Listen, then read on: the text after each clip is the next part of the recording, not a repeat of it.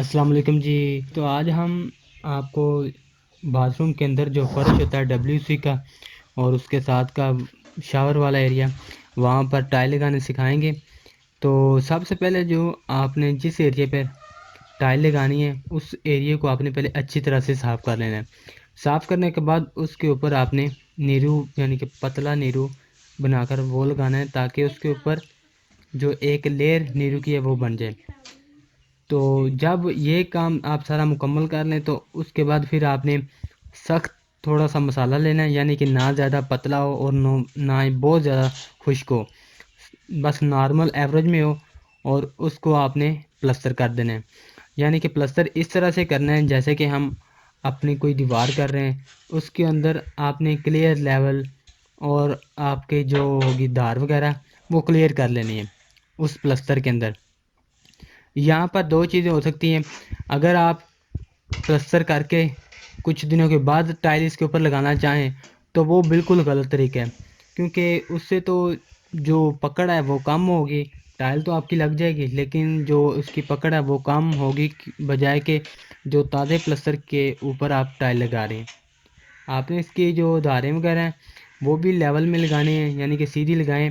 تاکہ کسی قسم کی پریشانی نہ ہو اور آپ کا جو بونڈ ہے وہ ایک ایوریج میں لگے۔ اور ایک بات اور، جب آپ پلستر کر رہے ہوں تبھی آپ نے اس کا لیول نکالنا ہے، اس سے پہلے آپ نے اس کا جب آپ ٹائل لگانا شروع کریں اس کے اندر آپ نے اس کا لیول نہیں نکالنا۔ تو جب یہ سارا آپ پلستر وغیرہ مکمل کر لیں تو اس کے بعد پھر آپ نے ساری اس کی کٹنگ وغیرہ کر لینی ہے، جو پیس ہوں گے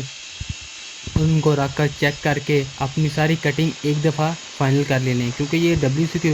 جو راؤنڈ میں آپ ٹائلیں لگائیں گے اس کی کٹنگ کر کے اس کو لگانے سے پہلے چیک کر لیں، پھر اس کی اوکے کر کے رکھیں۔ اور جو WC والی سائڈ ہوگی اس کو آپ کلم بنا کر لگائیں، تاکہ جو آپ کی ٹائل لگے وہ WC سے تھوڑا سا اونچا ہو اور جو پانی کا فلو ہو وہ سیدھا WC کے اندر ہی جائے۔ جب یہ کام کر لیں تو پھر آپ کی جو باری آئے گی وہ آئے گی ان کو فکس کرنے کی۔ فکس کرتے ہوئے کچھ باتیں جو ہیں وہ پہلے آپ کو بھی بتا دی گئی ہیں کہ یہاں پر دو کنڈیشنیں اب بن سکتی ہیں آپ کے پاس۔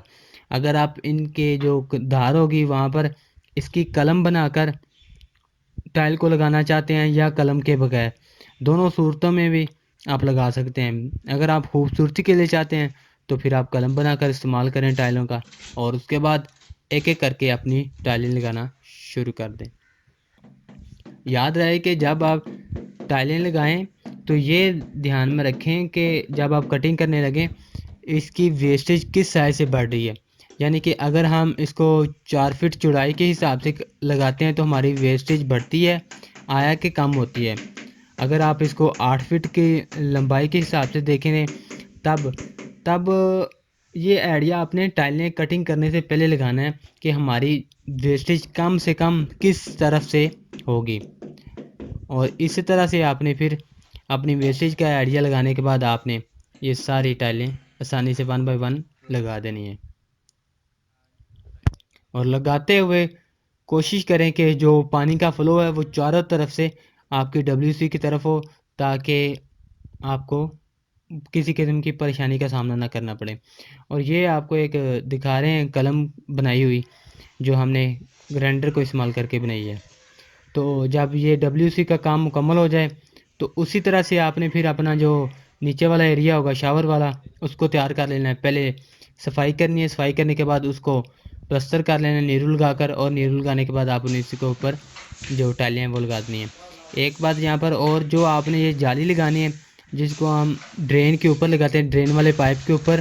تو وہ آپ نے نیرو کے ساتھ لگانی ہے۔ اس سے تو اس کی جو پکڑ ہوگی وہ بھی مضبوط ہوگی اور وہ محفوظ بھی ہوگی۔ تو thank you for watching this video. اللہ حافظ۔